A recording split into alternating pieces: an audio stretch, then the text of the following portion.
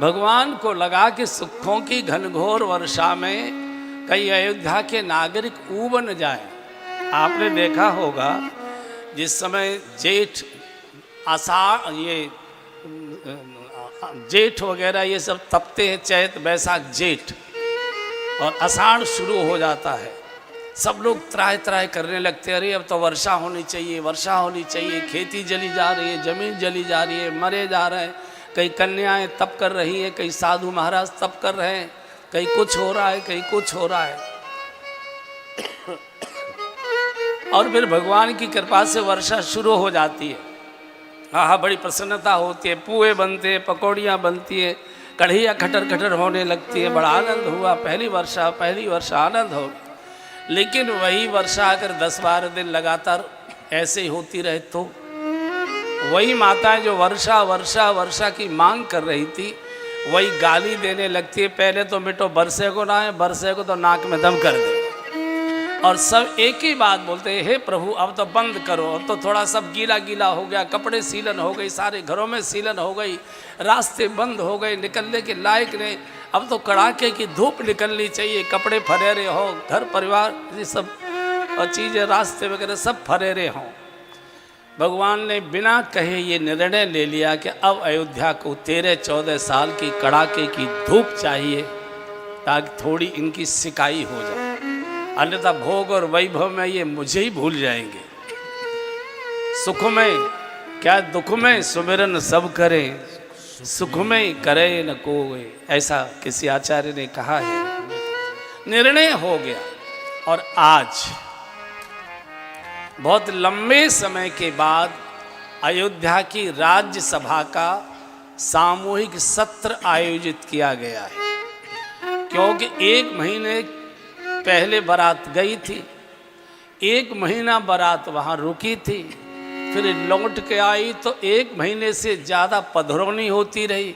जैसे बहू रानी आती हैं तो आज इनके यहाँ भोजन है, आज उनके यहाँ भोजन है, आज उनके यहाँ भोजन है, आज उनके यहाँ भोजन है। यहाँ भी होता होगा, नई बहू जब आती है तो घर घर उनके जो व्यवहार होते, कई महीने निकल गए। पहली बार आज अयोध्या का राज्यसभा का सत्र आयोजित किया गया।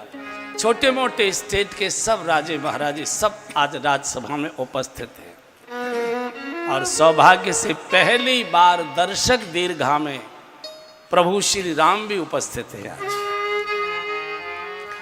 और जैसे ही दशरथ जी का प्रवेश होता है, एक बार चौपाई गा लीजिए। एक समय सब सहित समाजा, एक समय सब सहित समाजा, राज सभा रघुराज बिराजा, राज सभा रघुराज बिराजा, सकल सुकृत मूरति नर राहु, सकल सुकृत मूरति नर राहु, राम सुयस सुनि अति उछाहु, राम सुयस सुनि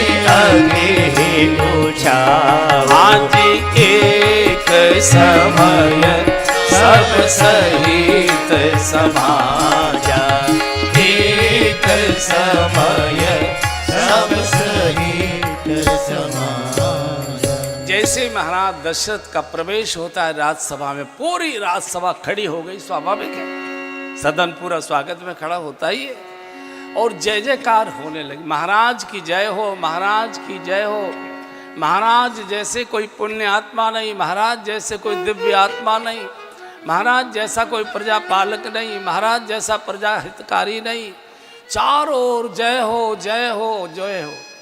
किसी ने गोस्वामी जी से पूछा क्या बात है, आज महाराज की इतनी जय जयकार करा रहे? गोस्वामी जी ने कहा इनकी जितनी की जाए उतनी ही कम है, जो कछु कहिए थोर सब तासु। कारण जिनके घर में राम जैसे पुत्र और जानकी जी जैसी पुत्र वधू विराजमान हो, उनकी तो जितनी प्रशंसा की जाए उतना ही कम है। लेकिन घटना घटित हो गई। इधर जय जयकार हुई और उधर दशरथ जी ने अपने कुर्ते की जेब से शीशा निकाला और राय सुभाए मुकुर कर लीना, राय सुभाए मुकुर कर लीना, राय सुभाए मुकुर कर लीना, राय सुभाए मुकुर कर लीना, बदन बिलो के मुकुट समकीना, बदन बिलो के मुकुट समकीना। दशरथ जी ने अपनी जेब में से, उस समय भी लोग रखा करते थे, कंघा तो ज़्यादातर आज लोग रखते ही है, बहुत सारे, अच्छा जिनके बाल नहीं है वो भी रखते हैं, ऐसे ऐसे करने जाएंगे ना कुल्ला उल्ला करने के लिए ऐसे ऐसे कर आते हैं, तो ये तो पुरानी परंपरा है। तो दशरथ जी ने शीशा निकाला, चेहरा देख रहे थे, राय सुभाए मुकुर कर लीना। मर्यादा की राज्यसभा, क्या घर से शीशा देखकर नहीं आए थे? भगवान श्री राम जहां विराजमान है, वशिष्ठ जी जहां विराजमान है, इनको आदत थी, शीशा देखने की आदत थी। एक दिन एक सचिव ने दशरथ जी से पूछ लिया, महाराज ये तो मेरी समझ में नहीं आया कि रघुवंश की इतनी मर्यादित राज्यसभा आप घर से शीशा देखकर नहीं चले थे, सबके सामने शीशा देखना ये तो थोड़ा शोभा नहीं देता है। दशरथ जी ने कहा, मैंने तो सबके सामने देख लिया, तुम कृपया कमरे में अकेले कोने में खड़े होकर शीशा देख लिया करो। और कब शीशा देखें? जब चारों ओर जय जयकार होने लगे, महाराज की जय हो, महाराज की जय हो, महाराज की जय हो, महाराज जैसा कोई परोपकारी नहीं, महाराज जैसा कोई धर्मात्मा नहीं, महाराज जैसा कोई प्रजापालक नहीं, महाराज जैसा कोई पुण्यात्मा नहीं। जब समाज में चारों ओर जिधर निकल जाएं, आइए आइए आइए, लोग खड़े होकर अपनी सीट छोड़कर आदर से बिठाने लग जाएं, तो दशरथ जी कहते हैं कि एकांत में जाकर मैंने तो हिम्मत करके सबके सामने देखा, एकांत में जाकर शीशे में चेहरा देख लेना चाहिए और विचार करना चाहिए कि जितनी मेरी जय जयकार हो रही है, जितना मेरा सम्मान हो रहा है, उसके योग्य में हूँ या नहीं हूँ, और अगर नहीं हूँ तो गुणों में वृद्धि करें। ये जो समाज होता है, इसकी जो श्रद्धा होती है, ये बालू की दीवार के समान होती है। बालू की दीवार खड़ी होने में बहुत देर लगती है, लेकिन जरा सी एक धक्के से पूरी की पूरी ढह जाती है। सम्मान अर्जित करने में बहुत परिश्रम तप करना पड़ता है, लेकिन सम्मान को ढहने में केवल एक छोटी सी घटना, केवल छोटी सी घटना। नेता लोग क्या करते हैं? जैसे नेता लोग मंच पर आप देखते होंगे, मंच पर आते हैं ना, पूरी जनता खड़ी होती है, हमारा नेता कैसा हो, ऐसा हो, वैसा हो, जो भी होता है। तो चढ़ते तो नेताजी क्या करते हैं? ऐसे करते हैं ना, यहाँ भी करते होंगे, ऐसे करते। मैंने एक महात्मा से पूछा, बड़े बुजुर्ग थे, मैंने, बाबा जी एक बात बताओ, मंच पर वो आते हैं, लोग खड़े होते हैं, जय जयकार करते, तो नेताजी को हाथ जोड़ना चाहिए, शीश झुकाना चाहिए, वो ऐसे ऐसे क्यों करते हैं? मुझसे बोले केवल कथा पढ़ के सीख लिए, तुमको कुछ ज्ञान नहीं है सामाजिक। मैंने कहा इसीलिए तो पूछ रहे हैं। हमसे बोले कि तुमने कभी कोबरा देखा है? मैंने कहा हाँ देखा है। कोबरा क्या करता है?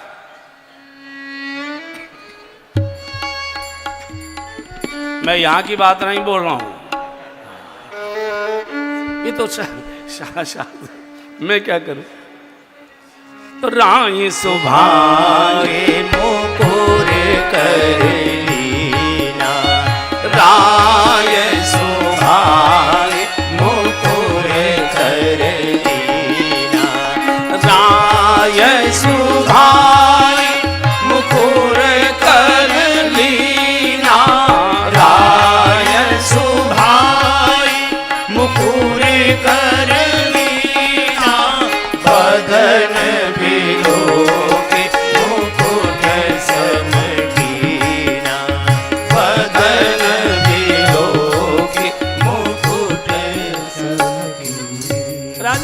देखा मेरा मुकुट तिरछा हो गया है, उसको ठीक सम्यक में ले आए। मुकुट सत्ता का प्रतीक है और सत्ता का स्वभाव है, सत्ता हमेशा एक पक्ष की ओर झुकी रहती है। सत्ता कभी निष्पक्ष नहीं होती। अपने पक्ष के दोष और दुर्गुण सत्ता को दिखाई नहीं देते और दूसरे पक्ष के कोई सद्गुण नहीं दिखाई देते, हमेशा एक पक्ष। क्योंकि धर्मात्मा राजा है, ये धर्म धुरंधर गुण निधि ज्ञानी है, इसलिए सत्ता को सम कर लिया। सामान्यतः सत्ता विषम रहती है। तो जैसे ही देखा मुकुट तिरछा हो गया तो कान के पास के सफेद बाल दिखाई दे। श्रवण समीप भय सित कैसा, और मानो धीरे से सफेद बालों ने राजा के कान में उपदेश कर दिया, राजन बाल सफेद हो गए, काले काम बंद करो, वेद के सिद्धांत का पालन करो। तमसो मां ज्योतिर्गमय, असतो मां सदगमय, मृत्योर्मां अमृतम गमय। बहुत हो गया भोग विलास, अब वृद्धावस्था को उजाले की ओर ले जाओ, धवलता की ओर ले जाओ। बहुत भोग कर लिया, भगवान की ओर जाओ, भजन की ओर जाओ, तीर्थों की ओर जाओ, सत्संग की ओर जाओ, परोपकार की ओर जाओ, धर्म रक्षा की ओर जाओ, कोई न कोई समाज सेवा के गौ पालन के लिए जाओ, कुछ भी करिए, बहुत हो गया। ये दशरथ जी ने सारे जगत के लोगों को, भविष्य के नागरिकों को संदेश दे दिया। और एक समय के बाद छोड़ना चाहिए, लेकिन हर युग के नियम अलग होते हैं। घर छोड़कर मत जाइए, घर में रहिए, दखल छोड़ दीजिए, निर्णय छोड़ दीजिए, निर्णय बच्चों को लेने दीजिए, बच्चों के निर्णय का पालन हम करें, घर में चैन होगा, शांति रहेगी। अन्यथा अगर आपने बच्चों को निर्णय नहीं लेने दिया तो बच्चे लुंज पुंज होगा, क्या करें, बाबूजी जो बताते वो हम कर लेते, अपनी ओर से हम कैसे कर सकते हैं, वो जो कहते हैं वो करते। तो बच्चों में कभी भी उत्साह उमंग खड़ी ही नहीं होगी। इसलिए एक समय के बाद, और कब छोड़ें अधिकार, कब छोड़ें, ध्यान से सुन लीजिए। जब अपने घर में बेटे की बहू की गोद में बालक आ जाए और उधर बिटिया की गोद में बालक आ जाए उसकी ससुराल में, तो माता पिता को भीतर से थोड़ा बाहर की ओर आ जाना चाहिए। भीतर के बेडरूम से बाहर के ड्राइंग रूम में आ जाइए, फिर कथाओं की ओर बढ़िए, सत्संग की ओर बढ़िए, परोपकार की ओर बढ़िए, सेवा के कार्यों की ओर बढ़िए, शुभ कार्यों की ओर बढ़िए, समाज के अच्छे कार्यों की ओर बढ़िए। धीरे धीरे धीरे धीरे जिनको ऊंचाई पर उठना चढ़ना होता है उनके सिर पर भार कम चाहिए। अगर सिर पर वजन की गठरी ज़्यादा भारी रख ली है तो फिर ऊपर की सीढ़ियाँ चढ़ना थोड़ा मुश्किल पड़ता है, सांस हाँपने लगती है। धीरे धीरे धीरे धीरे भार बच्चों के सिर पर डालते जाइए, निर्णय उनको करने दीजिए। आप सहयोगी बनिए, सहायक बनिए, सलाहकार बनिए। अन्यथा बच्चे बैठे इंतजार करेंगे, जो पापा कहेंगे, जो बाबूजी कहेंगे सो कर देंगे। मैंने पहले भी दिन कहा था कि रामचरित्र है ये, गीता ज्ञान है, ज्ञान बोलकर दिया जाता है, चरित्र करके दिखाया जाता है। और उसी समय दशरथ जी ने निर्णय ले लिया कि अब ये सत्ता तिरछी हो चुकी है, गिर जाए, उससे पहले भलमन साहत ये है कि योग्य शीश पर धारण कर देनी चाहिए। निर्णय ले लिया कि सत्ता को राम के शीश पर धारण कर लेते। तो पूछ लिया दशरथ जी ने खड़े होकर, हे पंच परमेश्वरो, जो पांच ही मत लागहि का, जो पांच ही मत लागे का, जो पांच ही मत लागहि का, जो पांच ही मत लागहि का, करहु हर्षि हिय राम ही टीका,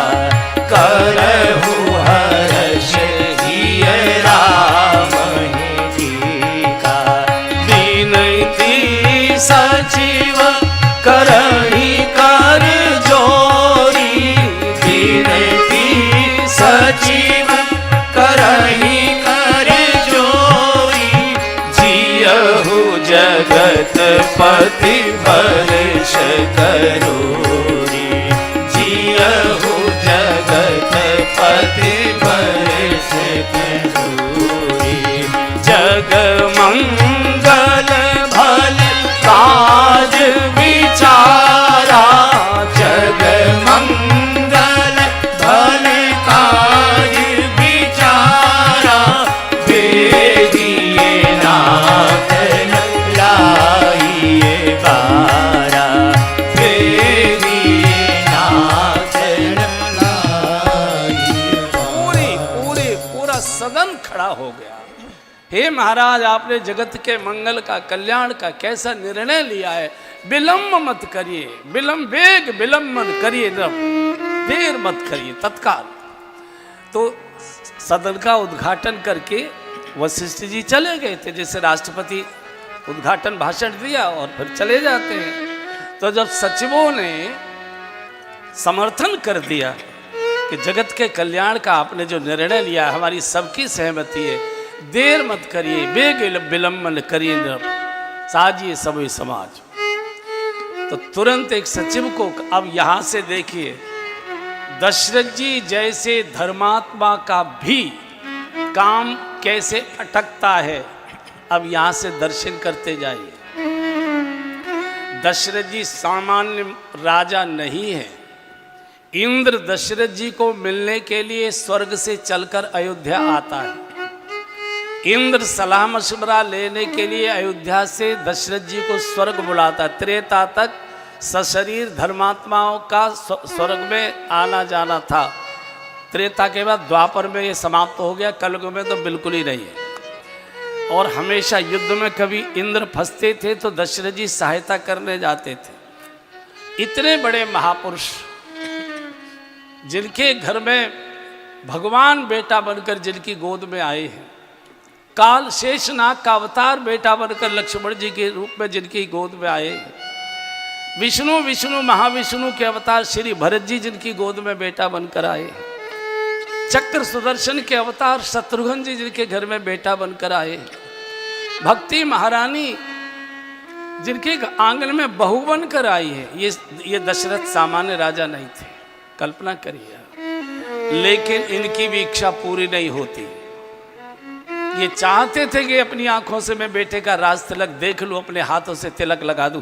नहीं कर पाए, नहीं देख पाए और रो रो कर प्राण छोड़ गए। कैसे हुआ ये?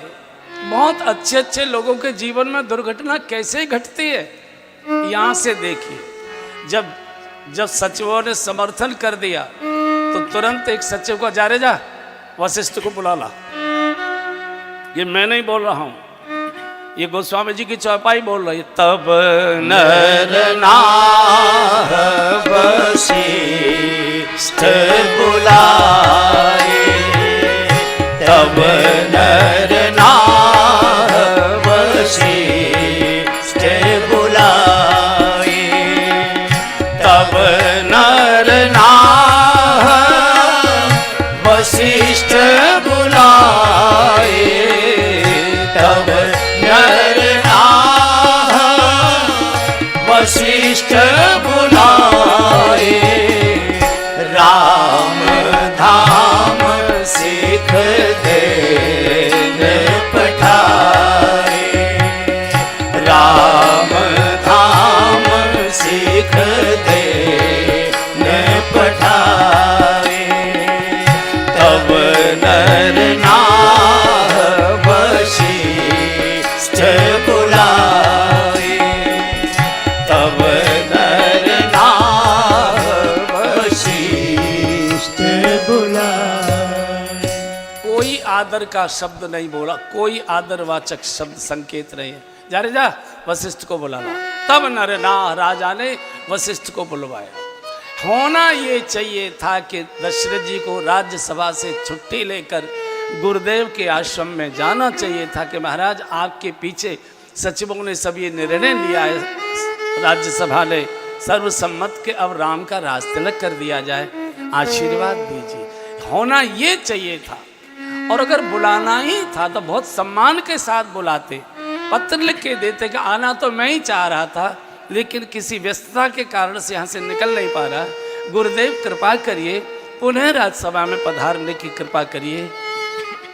और किसी का भी कोई काम जब तक पूरा नहीं होता, जब तक गुरु कृपा, गुरु का आशीर्वाद नहीं मिलता है। गुरु अपमान दोष नहीं दूजा, ये सबसे बड़ा अगर भगवान को कोई खटकता है तो गुरु का अपमान खटकता है। जब तुम्हारे घर में अंधकार था, रानियां बिल्कुल बिना बच्चों की थी, गोदे खाली थी, सबकी महल सूना था, तब तो दौड़े दौड़े गुरु गृह गयऊ तुरत महिपाला, गुरु गृह गयऊ तुरत महिपाला, गुरु गृह गयऊ तुरत महिपाला, गुरु गृह गयऊ तुरत महिपाला, चरण लागे करि विनय विशाला, चरण लागे करि विनय विशाला, निज दुख सुख सब गुरु ही सुनाय, निज दुख सुख सब गुरु ही सुनाय, कही वशिष्ठ बहुविधि समुझाय, कही वशिष्ठ बहुविधि समुझाय। पुत्र चाहिए तो सवेरे सवेरे गुरु जी के द्वार पर नाक रगड़ने पहुंचे। गुरु गृह गया तुरंत महिपाला। आज 4-4 बेटे 4-4 बहुएं आ गई, इतना ही कर जा रे जा। सेवक गया, गुरु जी को बुलाया, गुरुदेव को। बोले गुरु जी, राजसभा में महाराज आपको पुनः बुला रहे हैं। शिष्यों ने, वशिष्ठ जी की भी मोहित साथ रहते थे, जैसे हमारे साथ रहते।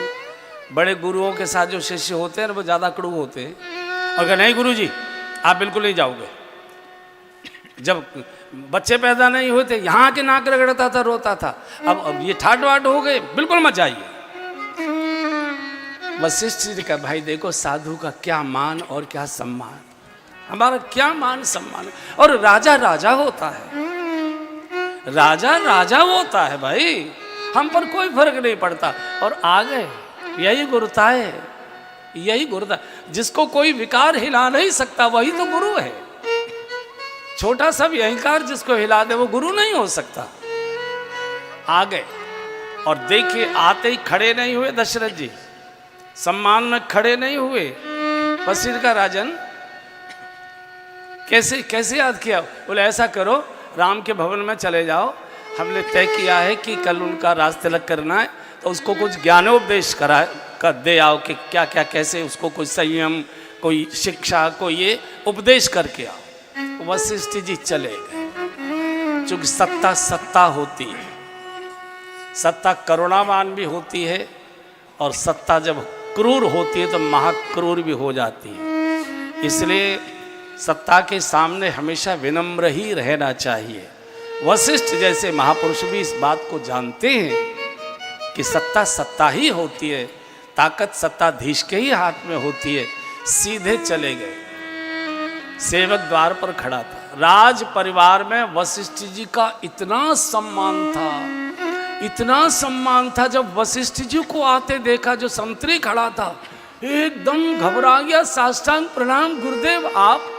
बोले हाँ, मुझे राघव को मिलना है, राम को जाकर कहो कि वशिष्ठ गुरुदेव आए हैं, हम उनसे मिलना चाहते।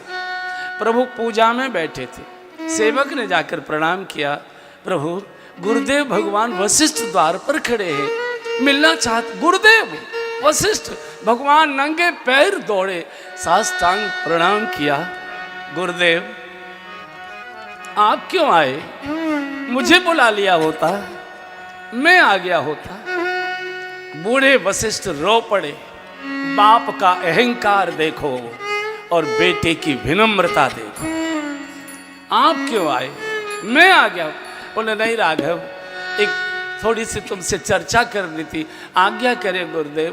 राम करहु सब संयम आजू, राम करहु सब संयम आजू, राम करहु सब संयम आजू, राम करहु सब संयम आजू, जो विधि कुशल निवाहे काजू, जो विधि कुशल निवाहे काजू।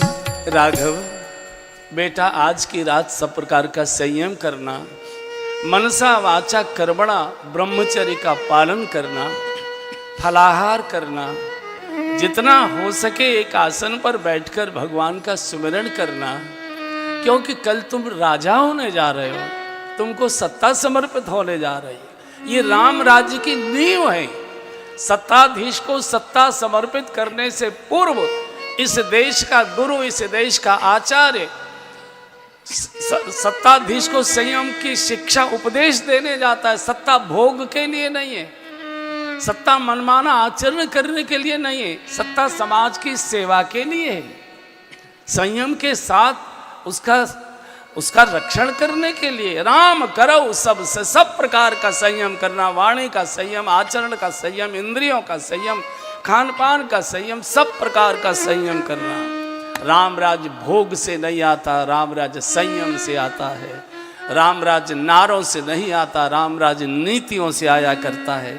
इस देश का गुरु राजा को नीति का उपदेश करने आता है कि राम करो सब संयम आजू, जो विधि कुशल। यही टाका मार दिया वशिष्ठ ने। अगर विधाता सकुशल सब कुछ हो जाने दे तो क्यों? क्योंकि वशिष्ठ जी स्वयं विधाता के मानस पुत्र हैं, संविधान है, वशिष्ठ जी संविधान है, और दशरथ जी ने संविधान का उल्लंघन किया है। तो अगर सकुशल सब हो जाने दे तो मतलब यह है कि ये नहीं होगा। वशिष्ठ जी तो लौट गए, भगवान अंदर गए, आंसू पहुंचते जा रहे थे। जानकी जी घबरा गई, प्रभु क्या हुआ क्या हुआ? मैंने सुना गुरुदेव आए थे। कैसे आए थे? बोले जानकी जी गुरुदेव आए थे और जो सूचना देकर गए हैं मुझे बिल्कुल अच्छा नहीं लगा। जानकी जी तुम तो इस बात को जानती हो कि हम चारों भाई जन्म में एक संग सब भाई, जन्म में एक संग सब भाई, भोजन शयन के लरिकाई, भोजन शयन के लरिकाई, करण वेद उपवीत बियाह, करण वेद उपवीत बियाह, संग संग सब भय उछाह, संग संग सब भय उछाह, विमल वंश यह अनुचित हेतु, विमल वंश यह अनुचित हेतु, विमल वंश यह अनुचित हेतु, विमल वंश यह अनुचित हेतु, बंधु बिहारी बड़े ही अभिषेक, बंधु बिहारी बड़े ही अभिषेक, हाँ जन्म में एक संग सब भाई, जन्म में एक संग सब भाई। मालूम है, हम चारों भाई एक साथ पैदा हुए, चारों का नामकरण एक साथ हुआ, चारों का कर्ण छेदन एक साथ हुआ, चारों का मुंडन संस्कार एक साथ हुआ, चारों का यज्ञोपवीत संस्कार एक साथ हुआ। और संयोग देखो जानकी जी, चारों का विवाह भी एक साथ एक ही मंडप में हुआ। जब सारे उत्सव हमारे साथ साथ हुए, ये क्या तरीका है। मुझे ये विमल वंश की रघुवंश की बातें बहुत अच्छी लगी। ये बात अच्छी न लगी कि छोटे भाइयों को छोड़कर बड़े को राजा बना दिया जाए, बंधु बिहाय। अरे मैं तो वैसे ही बड़ा हूँ, मेरा तो वैसे ही सम्मान बहुत बड़ा है। अगर मैं राजा हो जाऊंगा तो मैं और बड़ा हो जाऊंगा, मेरे छोटे भैया मेरे सामने और छोटे दिखाई देंगे। मैं चाहता हूं कि मेरा भैया भरत अयोध्या का राजा बने। अगर मैं राजा बनता हूं तो दुनिया कहेगी राजा अयोध्या के राजा राम, लेकिन जब मेरा भरत भैया अयोध्या का राजा हो जाएगा तो सारी दुनिया कहेगी अयोध्या के महाराज श्री भरत के बड़े भाई श्री राम, कितना बड़ा हो जाऊंगा, मेरा छोटा भैया बड़ा। और यही राम राज्य की आधारशिला है, जो छोटे को बड़ा करे, जो छोटे को सम्मान दे, जो छोटे को अवसर दे। आज उल्टा दिखाई देता है बंधु। बूढ़े माता पिता को बड़ा भाई छोटे भाई के साथ केस में कोर्ट में घसीटता, तू कहाँ था, तेरा तो जन्म भी नहीं हुआ था, बाबूजी के पास क्या था, मैंने पढ़ाई लिखाई छोड़कर ये सारी फैक्ट्री कारोबार खड़ा किया है, मैं नहीं दूंगा, लेना है तो ये ले, पुरानी ये हवेली मैं लूँगा, ये फैक्ट्री मेरी है, ये मैंने खड़ी की है। बूढ़े माता पिता रोने के अलावा जिनके पास कुछ भी नहीं होता, कोर्ट में जाकर सिसकते हैं, खड़े होते हैं। और हम राम राज्य की बात, राम राज्य नारों से नहीं आता, राम राज्य नीतियों से, त्याग और तपस्या से आता है। राम राज्य अपहरण से नहीं आता, राम राज्य समर्पण से आया करता है। बातें करने से राम राज्य नहीं आता, नारा लगाने से राम राज्य नहीं आता। राम राज्य के लिए त्याग करना पड़ता है। मेरे छोटे सुखी हों। जैसे कोई भी पिता जब बड़े हो जाते हैं और बच्चे बड़े हो जाते हैं, पिता फिर अपने नए कपड़े नहीं बनवाते, बच्चों के जो कपड़े उतरते हैं ये मेरे पहनने लायक है, मुझे दो, मेरे लिए काम आ जाएगा। कुछ भी बाजार में खाने की चीज़ दिखाई देता, बाप खरीदता है, खाता नहीं है, बांध के गमछे की ठोक में घर ले आता है, बच्चों को खिलाएंगे। जो बाप अपने बच्चों के लालन पालन के लिए इतना त्याग करता हो, उस बाप को वृद्धावस्था में ये देखना पड़े कि छोटा भाई और बड़ा भाई इस बात पर झगड़ रहा है कि मैं इस कोठी को लूँगा कि ये इस कोठी को लेगा, ये मेरी फैक्ट्री है कि इसकी फैक्ट्री है। रामराज कहता है छोटे को बड़ा करो, छोटे को पीठ थपथपाओ, छोटे को सहारा दो, छोटे को प्रेम करो, छोटे को प्रसन्नता से डुबो दो, एकदम गदगद कर दो। ये राम राज्य, राम राज्य। इधर सभा की सूचना सारे नगर में प्रसारित हो गई, कल भगवान श्री राम का राज तिलक होने वाला। ओहो, पूरी अयोध्या में एकदम आनंद की जैसे कोई धूम मच गई हो, क्योंकि सारी अयोध्या चाहती थी महाराज अब राम जी का राज तिलक करे, राम जी का राज तिलक। राम जी चौराहे चौराहे पर भीड़ लग गई, नौजवान नृत्य करने लगे, तोरण द्वार बनाए जाने लगे, झंडियां लगने लगी, पूरी अयोध्या उत्सवमय हो गई। नित्योत्सवो नित्य सौख्यो नित्य श्री नित्य मंगल है, जय जयकार। और सब एक ही बात कह रहे हैं, सकल कहे कब कब हो यही काली, अरे बैरिन रात तू बीच में क्यों आ गई, कल कब हो, कल कब हो, कल कब हो। लेकिन अयोध्या के भोले भाले नागरिकों को ये मालूम नहीं है कि कल तुम्हारी कल नहीं आने वाली, कल 14 साल का धक्का मारने आने वाली है। कारण विघ्न मनावहि देव कुचाली। ये जो बड़े लोग होते हैं इनको गरीबों के झोंपड़ियों के जगमगाते दीपक पसंद नहीं आते। ऊंचे आवासों में निवास करने वाले अयोध्या के लोगों के नृत्य गायन इनके कानों को काटने लगे। विघ्न, हमने क्या सोचा है बंधुओं, ये कभी पूरा नहीं होता। हमारे बारे में देवताओं ने क्या निर्णय किया है वही पूरा होता है। मनुष्य अनेक प्रकार की मनौतियां मनाता है, बेटा होगा ऐसे लिखाऊंगा, ऐसे पढ़ाऊंगा, शादी होगी, ऐसी दावत करूंगा, रिश्तेदारों को ये भेंट दूंगा, ऐसा करूंगा, वैसा करूंगा। सोचता ही रह जाता है, थाली परोसी की परोसी धरी रह जाती है, टुकड़ा नहीं तोड़ पाता है। इसलिए मनुष्य का जीवन देवताओं के अधीन है और देवता बहुत क्रूर होते हैं। विघ्न मनावें देव कुचाली। मीटिंग करने लगे, कैसे विघ्न करो, कैसे विघ्न करो। अब कैसे विघ्न होगी? सरस्वती को बुलाया और सरस्वती आई है।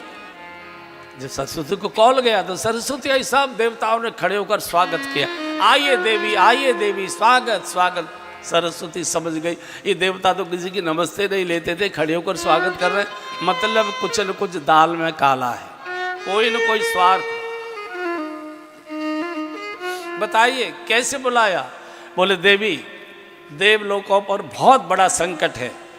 दशरथ जी ने निर्णय लिया है कि कल राम का राज तिलक होगा और राम अगर राजगद्दी पर विराजित हो गए तो रावण का संकट ऐसा का ऐसे ही बना रहेगा। हमको हमेशा देवलोक छोड़कर गुफाओं में छिपके रहना पड़ेगा, जीवित रहना मुश्किल हो जाए। आप जैसे हो, जो करना हो, जो सहयोग हमारा लेना हो, लो इस राज तिलक को वनवास में परिवर्तित करो, विघ्न करो। सरस्वती ने माथा पीट लिया, देवताओं तुमको शर्म नहीं आती? ऊंच निवास नीचे करे तूती, ऊंच निवास नीचे करे तूती, ऊंच निवास नीचे कर तूती। सब गाइए। ऊंच निवास नीचे कर तूती, देखी न सकल पराई विभूति, देखी न सकल पराई विभूति। तीन ही सुहाइन अवध बधावा, तीन ही सुहाइन अवध बधावा, चोर ही चांदनी राति न भावा, चोर ही चांदनी राति न भावा। आजी ऊंच निवास नीचे कर तूती, ऊंच निवास नीचे कर तूती। तुम इतने ऊंचे आवासों में निवास करते हो देवलोकों में, और इतनी नीच सोच तुम्हारी, करतूत इतनी नीच। हमेशा चील उड़ेगी आकाश में, लेकिन दृष्टि रहेगी धरती पर पड़े हुए सड़े मांस के टुकड़े पर। क्या अयोध्या के नागरिकों की जय जयकार तुम्हारे कानों को काटती है? क्या अवध की दिवाली के दीपक तुम्हारी आंखों को खटकते हैं? अरे तुम इन दीपकों में संख्या मत बढ़ाओ, चलेगा, लेकिन कम से कम बुझाओ तो मत। बंधु और बहनों, प्रकाश करना हो बहुत परिश्रम करना पड़ता है। दीपक लाओ, रुई लाओ, बत्ती बनाओ, तेल डालो, माचिस लगाओ, तब प्रकाश होता है। और अंधेरा करने के लिए कुछ करने की जरूरत नहीं, एक फूंक मार दीजिए, गुप्त अंधेरा हो जाता है। एक फूंक मारिए, गुप्त अंधेरा हो जाता है।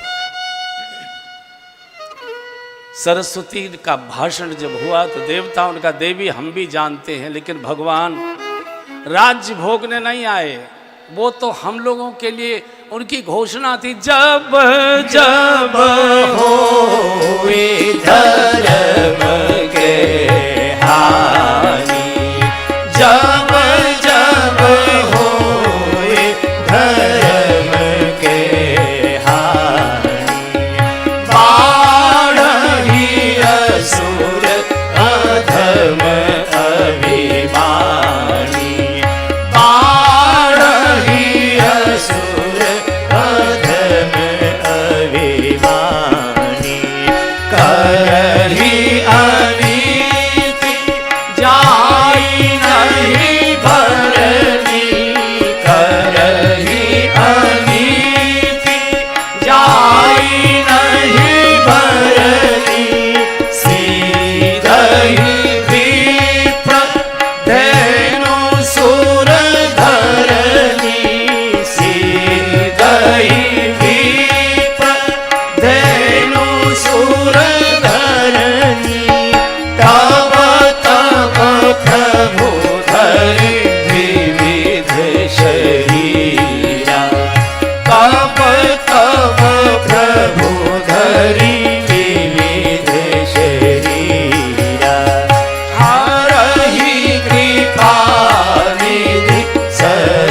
सह पिया हारहि कृपा निधि सजन प्रिया। देवी भगवान राज्य भोगने नहीं आए। जब हमने रो रो कर पुकार लगाई थी, जय जय सुरनायक जन सुखदायक प्रदपाल भगवंता, जब हमने रो रो कर पुकार लगाई थी तो भगवान ने आश्वासन में क्या कहा था? हे देवताओं, हे ऋषि मुनियों, हे धरती, हे गाय, जन डर पहु मूल सिद्ध सुरे सा। डरिए मत कोई, मैं आ रहा हूँ। डर पाहु मूल सिद्ध सुरे सा। तुम ही लागे धरि हाहु नर सा। तुम ही लागे धरि हाहु नर सा। अनशन सहित मनुज अवतारा। अनशन सहित मनुज अवतारा। लई हऊँ दिन करे वंश उतारा। लई हऊँ दिन करे वंश उतारा। भगवान ने घोषणा की थी कि मैं आ रहा हूँ, श्री अवध में अवतार लूंगा, और जब तक एक एक राक्षस का विनाश नहीं कर देता तब तक लीला पूर्ण नहीं होगा। इसलिए मैं तो आपको वो याद दिला, हम तो वो आपको याद दिला रहे हैं। सरस्वती भी मान की कुछ भगवत इच्छा रही होगी, जो भी कारण होगा, अपने अपवित्र मनोरथ को लेकर सरस्वती ने जैसे ही अपना कदम अयोध्या की पावन धरती पर रखा, एक साथ अपशकुन हो गए। भयंकर आंधी चलने लगी, बिजली कड़कने लगी, ओले बरसने लगे, द्वार टूट गए, बत्तियां बुझ गई। नाचते नाचते लोग रुक गए, इधर उधर छुप गए। क्या भूचाल, क्या भूकंप! क्योंकि देवताओं का षड्यंत्र प्रारंभ हो गया। अब ये अयोध्या में घूम रही है, किसकी बुद्धि बिगाड़ी जाए? सोचती है जिसका जन्म श्री अवध की पावन भूमि में हुआ होगा, उसकी बुद्धि नहीं बिगाड़ी जा सकती। जिसने बचपन से सरयू माँ का जलपान किया होगा, उसकी बुद्धि नहीं बिगाड़ी जा सकती। कोई बाहर का मिलना चाहिए। तो खोजते खोजते मिल गई नाम मंथरा मंदमती। नाम मंथरा मंदमती। और चेरी के कई के आजस पिटारी ताई करे। गई गिरा मते फेर। व्यक्ति नहीं बिगड़ता, उसकी बुद्धि बिगड़ जाती है। और बुद्धि बिगड़ती है कुसंग से, और बुद्धि सुधरती है सुसंग से। कुसंग आ गया, मंथरा कुसंग है बंधुओं, ध्यान से सुनिए। मंथरा किस घर में बैठी है? जिस घर के मुखिया धर्म धुरंधर गुण निधि ज्ञानी महाराज दशरथ जिस घर के मालिक हैं, उस घर में कुसंग बैठा हुआ है। जिस घर के आंगन में अनंत कोट ब्रह्मांड के नायक भगवान राम बालक बनकर घूम रहे, उस घर में कुसंग बैठा हुआ है। जिस घर के आंगन में साक्षात काल लक्ष्मण जी के रूप में घूम रहा है, उस घर में कुसंग बैठा हुआ है। विष्णु महाविष्णु के अवतार श्री भरत जी जैसा साधु, तात भरत तुम सब विद साधु, उस साधु के घर में कुसंग बैठा हुआ है। जिस घर में भक्ति महारानी बहू बन कर आई है, उस घर में कुसंग बैठा हुआ है। बंधुओं, हमारी और आपकी तो कोई हैसियत नहीं है, और कुसंग हमेशा दास और दासी बनकर ही आता है। मुझे बोलने में झिझक लगती है। बहुत बड़े बड़े परिवारों को, बालक बालिकाओं को ये घर के नौकर चाकर ही बिगाड़ देते हैं। कई बार बहुत सावधानी रहने की आवश्यकता होती है। बहुत इसकी बुद्धि बिगाड़ दी, इसकी बुद्धि गई, गिरामत फिर इसकी बुद्धि फिर।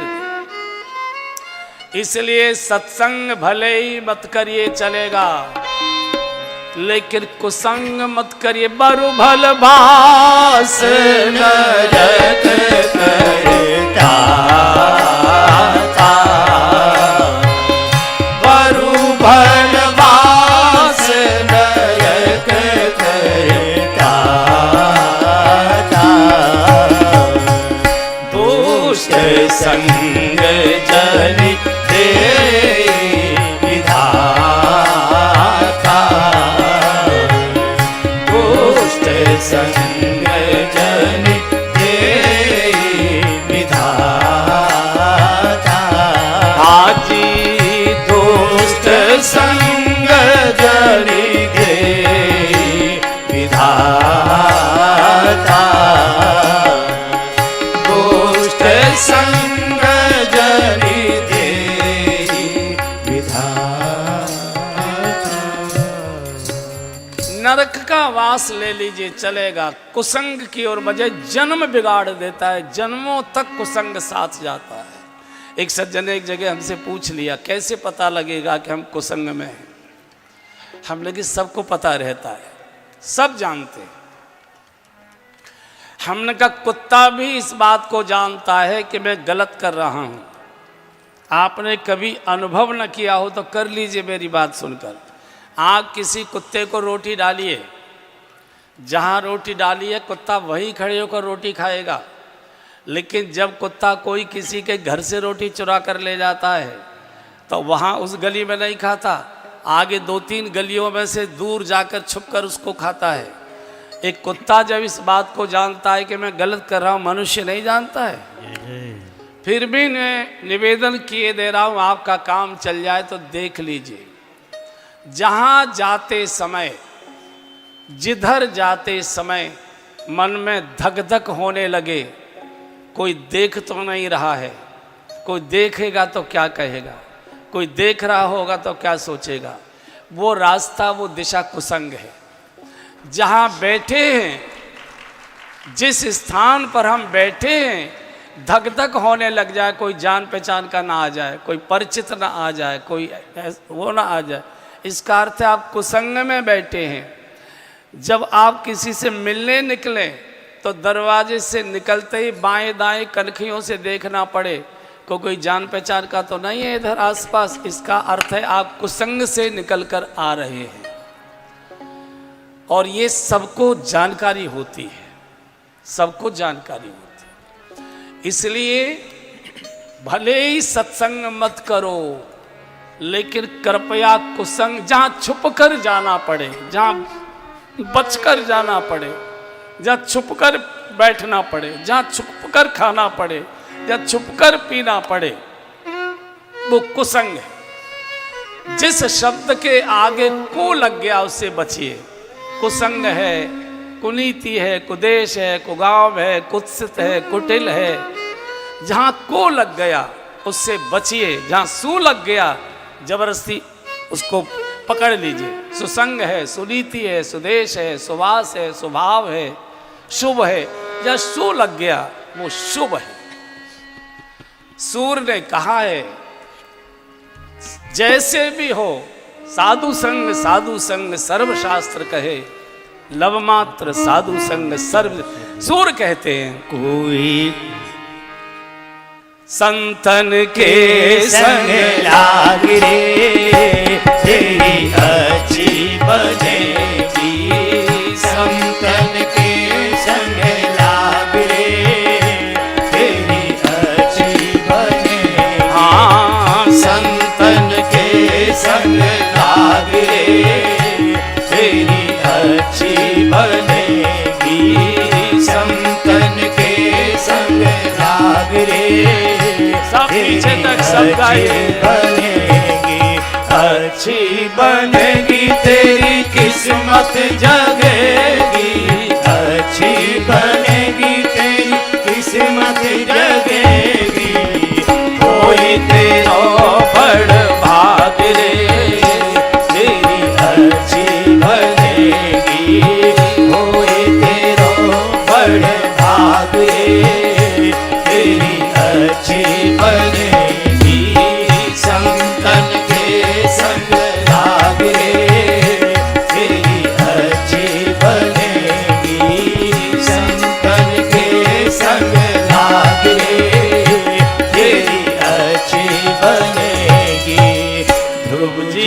बन गई, प्रहलाद हूँ की बन गई, ध्रुव जी की बन गई, प्रहलाद हूँ की बन गई।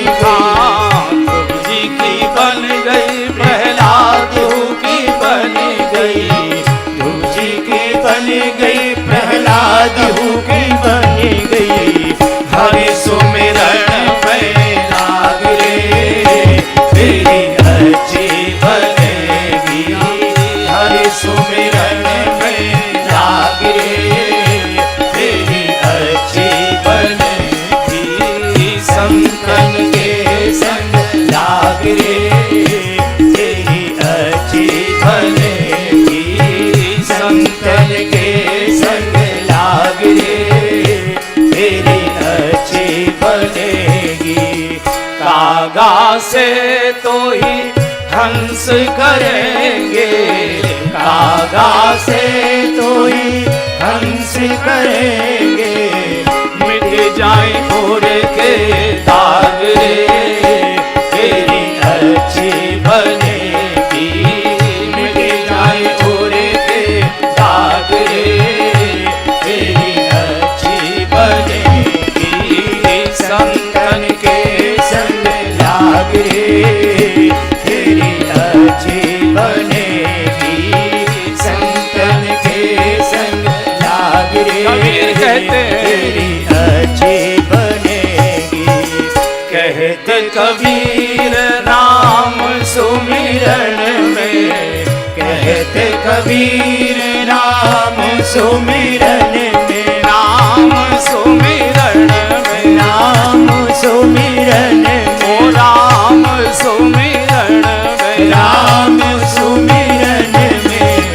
कहते कबीर राम सुमिरन में, कहते कबीर राम सुमिरन में। पागी सके तो अब लाग रे, तेरी अच्छी बनेगी।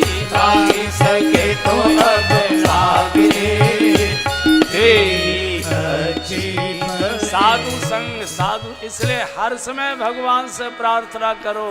मेरा तार हरि संग जोड़े, ऐसा कोई संत मिले।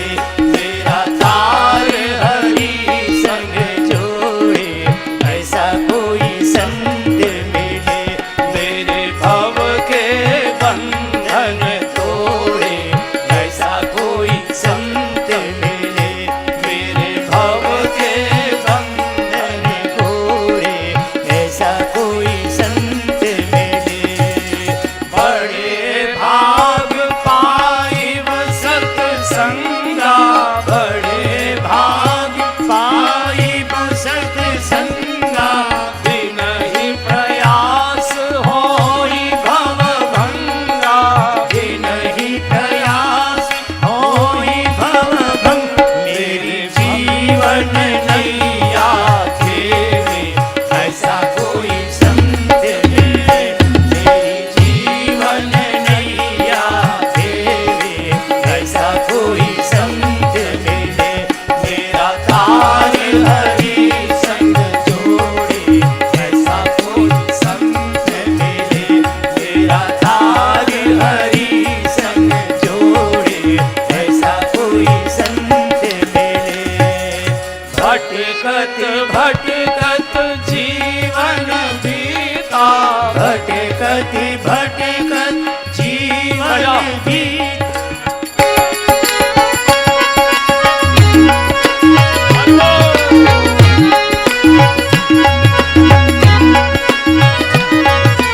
भटकत भटकत जीवन बीता, भटकत भटकत जीवन बीता। मन मेरे वश में नहीं रहता,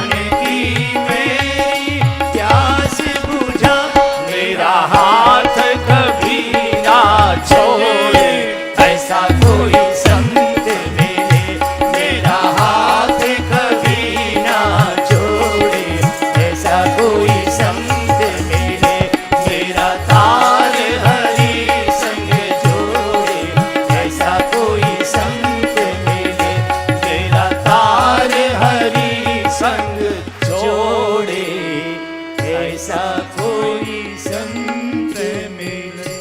बिनु हरि कृपा मिले नहीं संता, संत भगवंत की कृपा से ही मिलता है। बड़े भाग्य पाई व सत्संगा, बिनई प्रयास होई भवभंगा।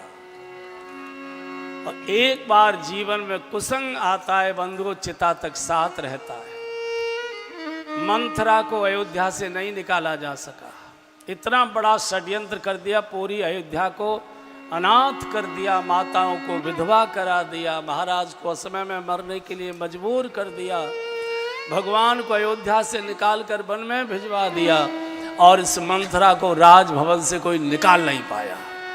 मैं फिर निवेदन कर रहा हूँ, भले ही सत्संग मत करो, लेकिन कृपया कुसंग में मत जाए। जहाँ छुपकर जाना पड़े, जहाँ छुपकर बैठना पड़े, जहाँ छुपकर खाना पड़े, जहाँ छुपकर पीना पड़े, चाहे वो कितना ही बड़ा व्यक्ति क्यों न हो, हाथ जोड़ लीजिए, क्षमा मांग लीजिए, बीमारी का झूठा बहाना बना के बच जाइए, लेकिन बचिए। बहुत मुश्किल हो रहा है, बहुत मुश्किल। संबंध बनाने के लिए हम लोग गड्ढों में गिरते चले जाते हैं कई बार, ये ठीक नहीं। एक बार अगर ये रंगीन बोतल हाथ में आ गई, चिता तक साथ जाती है। पत्नी रो रो कर प्राण छोड़ देगी, बच्चे अनाथ हो जाएंगे, बर्बाद घर हो जाएगा, स्वास्थ्य चला जाएगा, बोतल आई हुई हाथ की छूट कर जाती नहीं। ये रामचरितमानस ये हमारी और आपकी कथा है, भगवान तो इसके प्रतिनिधि बने हैं। मंथरा की बुद्धि बिगाड़ दी, और देखो जीवन नहीं बिगड़ता, बुद्धि बिगड़ती है। जिसकी बुद्धि बिगड़ गई उसका जीवन बिगड़ ही जाता है। बुद्धि का खेल है सारा का सारा।